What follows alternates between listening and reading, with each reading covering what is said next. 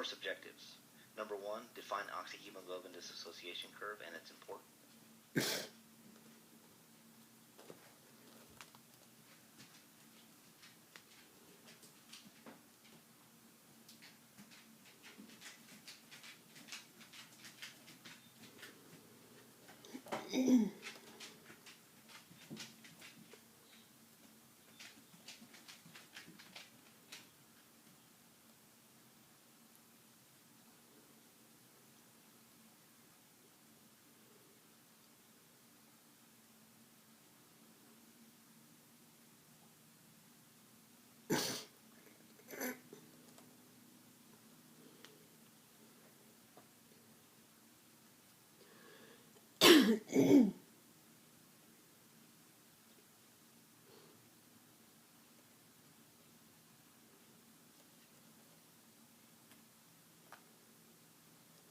So let's begin on the actual understanding of the oxyhemoglobin dissociation curve. This is a concept that can be very complex. Hopefully I'll be able to explain this and kind of dissect this down to where we can understand this and apply this to our patients. The oxyhemoglobin dissociation curve is essentially a curve related to the partial pressure of oxygen versus the saturation of our hemoglobin. And so essentially what we're looking at how hemoglobin's affinity for oxygen or lack thereof affects how we unload or load oxygen. Now let's start looking at the oxyhemoglobin dissociation curve. The first thing we want to look at is a normal curve. And a normal curve, if you can see this black line that comes up, it starts at the 0% line. We have our vertical axis, which is our representation of our saturation of hemoglobin to oxygen. And then our horizontal axis is our partial pressure of oxygen.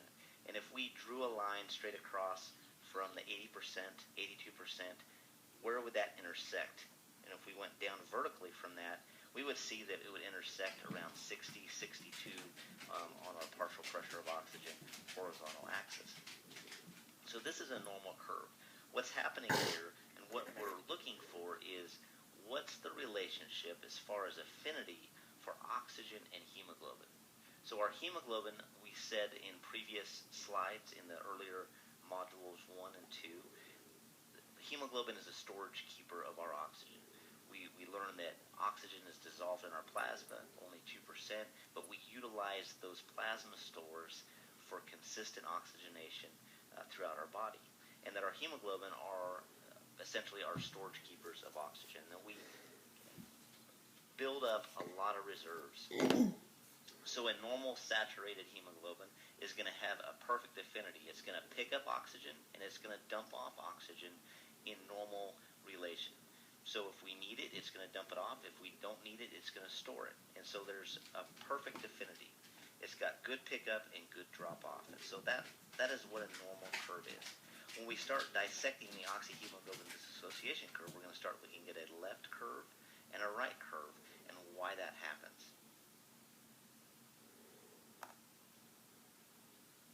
Let's start off with a case study. I always think it's real important to use case studies to apply concepts. I think we all learn much better by actually applying case studies that we've experienced. And so let's start off with a 66-year-old female being transported on the ventilator for respiratory failure secondary to chronic lung disease and cancer. Her current bed settings at the receiving, or I should say the referring facility, she's on SIMV volume, tidal volume of 400, frequency of 18. She's at a PR3, she's at a pressure support of 10, and an FiO2 of 100%. So you can see right here that they've applied lung protective strategies. They've gone with a lower tidal volume and a higher rate. PEEP is very modest at 3, pressure support at 10, FiO2 of 100%. Her current vital, she's got a blood pressure of 113 over 6.5. She's at a pulse of 98, statting 89%, and she has a current end-tidal CO2 of 62. So just based on that, what would you suspect her ABGs to be? And this is something that we can look at her disease process. Respiratory failure. All right, is this respiratory failure a ventilatory failure or an oxygenation failure? And we may need to do some more investigation. May need to be looking at some labs to identify that. Oh, secondary to chronic lung disease. So is this chronic lung disease a COPD issue? If it is, it could potentially be a ventilatory failure. And remember, most often, a obstructive lung patient like this is going to have a ventilatory failure, and if there's any oxygenation issues, it's going to be secondary to poor lung compliance and a lower tidal volume, which equals to a lower minute ventilation. So we still need to identify information as far as what we're going to do oxygenation-wise and ventilation-wise. But for purposes of this, what would her suspected ABGs be?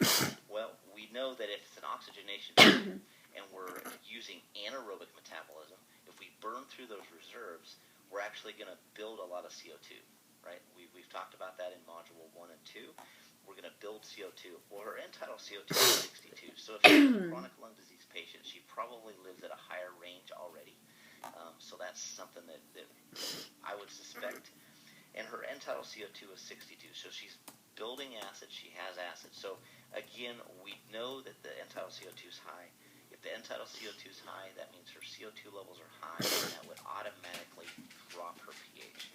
So at this point, we know she has some type of acidosis. We can't really identify if this is respiratory or if this is metabolic. But at this point, we know she has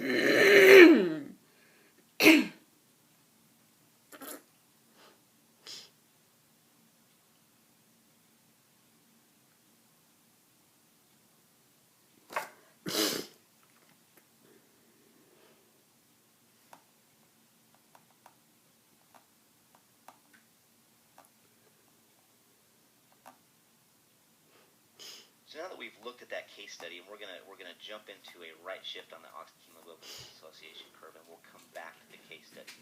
A right shift on the oxyhemoglobin dissociation curve is essentially something that's secondary from a phenomenon of raised. So you can always think of R, everything that starts in R, or raised. So raised acid, raised CO2, raised temperature, raised 2,3 DPG, and that correlates with and causes a raised partial pressure of oxygen, PO2. So this phenomenon is causing a decreased affinity for oxygen binding to hemoglobin. So essentially what's happening is we have diffusion through the alveolar capillary membranes, we have pickup from our plasma, remember 2%, and then those other oxygen molecules that are trying to attach to hemoglobin aren't able to do so. Instead of having O2 attaching to the hemoglobin, we have hydrogen ions that have built up because of an acidosis, and we have CO2 that are actually taking its place on the hemoglobin molecule. So there's just not enough seats at the table.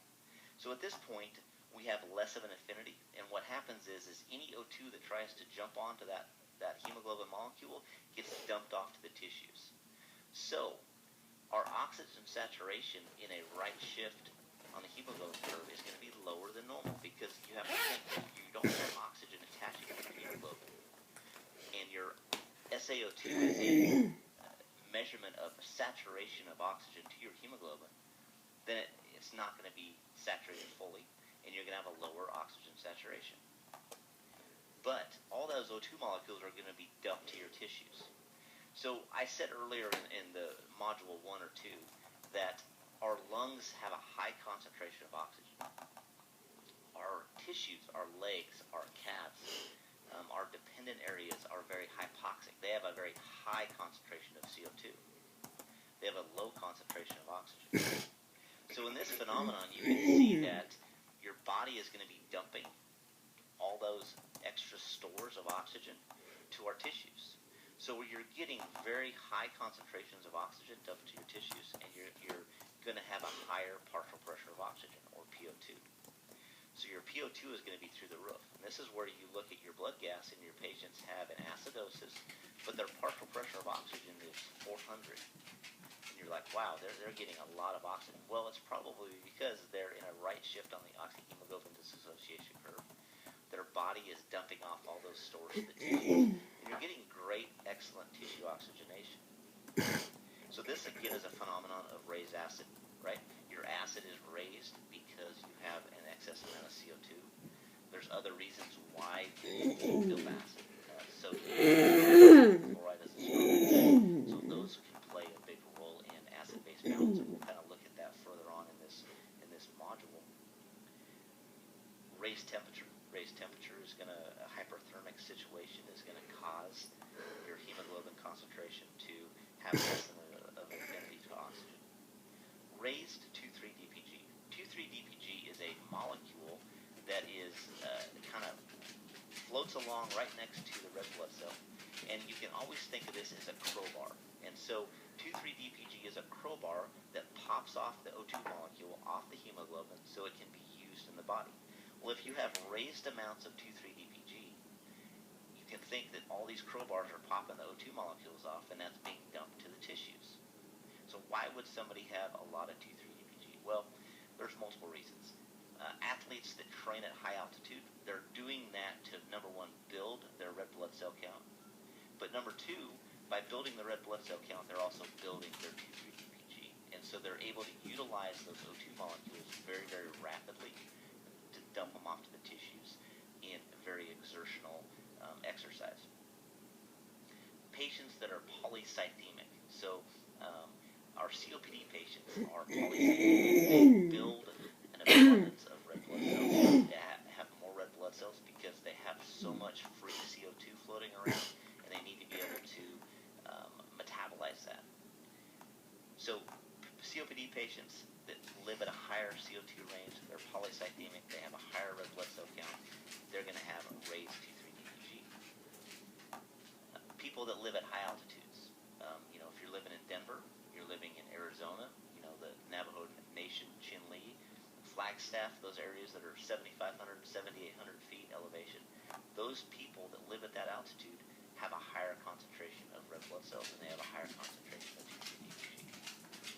All of these things cause those O2 molecules to not attach to hemoglobin, but to be dumped to our tissue, and that's what raises our partial pressure of oxygen, our PO2.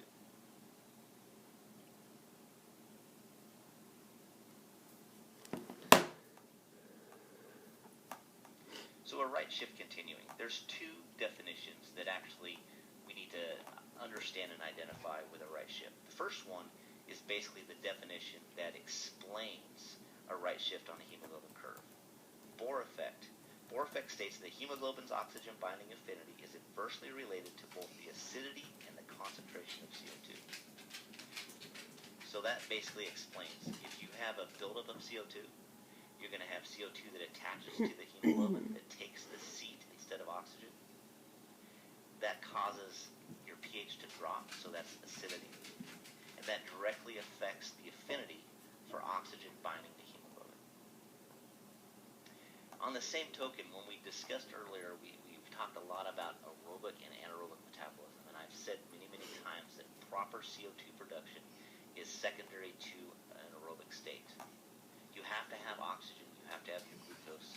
We said that glucose is abundant. Your body's going to make glucose. It's going to make glucose from glycogen stores. The glycogen stores, even if they're depleted, are going to be fulfilled by turning those carbohydrates, proteins, fats into glycogen. So the oxygen aspect is the big thing here. But oxygenation drives everything. I can't say that enough. It really does drive everything. So Haldane effect is the next definition we need to understand. Haldane effect describes how oxygen concentration determines hemoglobin's affinity for CO2. So for example, a high concentration of oxygen is going to enhance the unloading of carbon dioxide. So if we have a patient that's hypoxic, number one, it's going to optimize slow that whole process that builds CO2 very, very rapidly in an anaerobic state. And it's also going to displace the oxygen off of the hemoglobin and allow for normal binding. So again, you can't go wrong in these ways providing high concentrations of oxygen. Now when we get further on in these modules, I'm going to discuss oxygen toxicity and chronic long-term use in the ICU setting of FiO2 in high concentrations. But we have to think most of our patients are in the acute phase of the disease process, and they're not going to be hurt by using high concentrations of oxygen.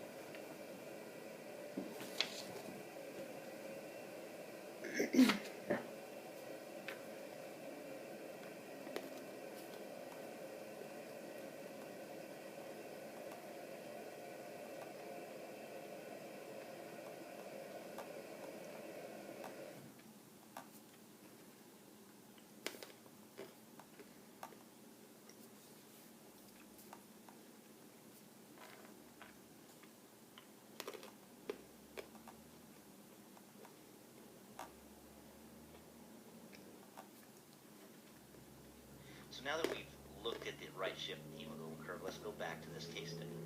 So again, we have that 66-year-old female being transported on the ventilator. She's got respiratory failure. She's got a chronic lung disease. Her current bed settings are the same. So what I want to point out here is her vital signs. So her blood pressure is 113/65. Her pulse is 98. She's got a saturation of 89% and an end-tidal CO2 of 62. All right, so this is something that may kind of rattle some people, and I'm not saying that you need to completely change your care, but what I want you to think about is this patient from a critical care standpoint and really think about what's going on. Clinicians that are maybe new to the critical care environment that are still learning some of these concepts are going to look at this, and if you didn't know any of this case study and you just looked at those vital signs and you had a saturation of 89% and an end-tidal CO2 of 62, a lot of people would be very uncomfortable with that. But if you think about the concepts that we just learned, and you